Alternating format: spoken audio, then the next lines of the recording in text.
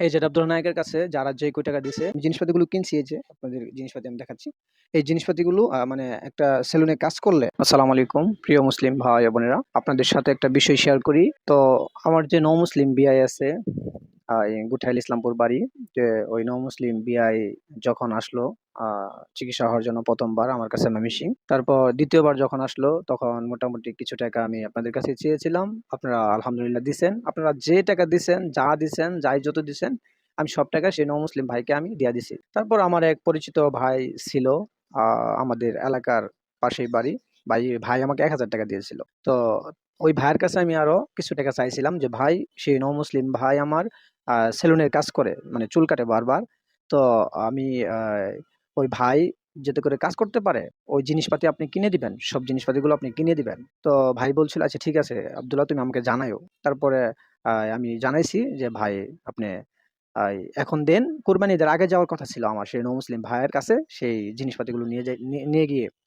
তো ভাই আমাকে ৳২,০০০ দিছিল। তারপরে আমি কিছু টাকা ভইরা আ প্রায় ৳২৩০০-২৪০০ মতো লাগছে। আমি ৳৩00-৪০০ ভইরা তারপরে আপনার ওই জিনিসপাতিগুলো কিনছি। কিনার পরে আপনার আমি যে যাইমু, আ সময়টা আর হয় নাই। ঈদের আগে যাওয়ার কথা ছিল। আমি জিনিসপাতিগুলো কিনছি। এই যে আপনাদের জিনিসপাতি আমি দেখাচ্ছি।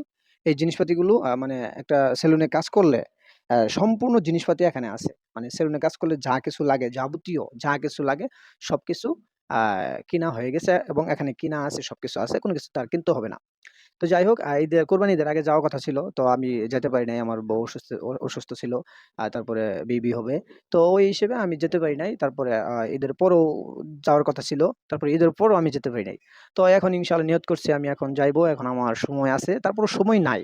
সময় নাই, তারপরেও উনার আমানত যত তাড়াতাড়ি উনার কাছে আমার পৌঁছে দেওয়া খুবই, মানে যত তাড়াতাড়ি আমি পৌঁছে দিমু তত তাড়াতাড়ি আমার জন্য খুবই ভালো।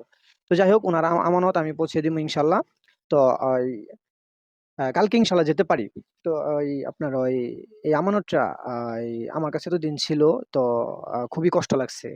উনি কাজ করছে অন্যজনের দোকানে। তো খুবই কষ্ট লাগছে, কিন্তু আমি যেতেও পারি নাই। কারণ যেতে পারি নাই, ওই যে আমার বাচ্চা হবে।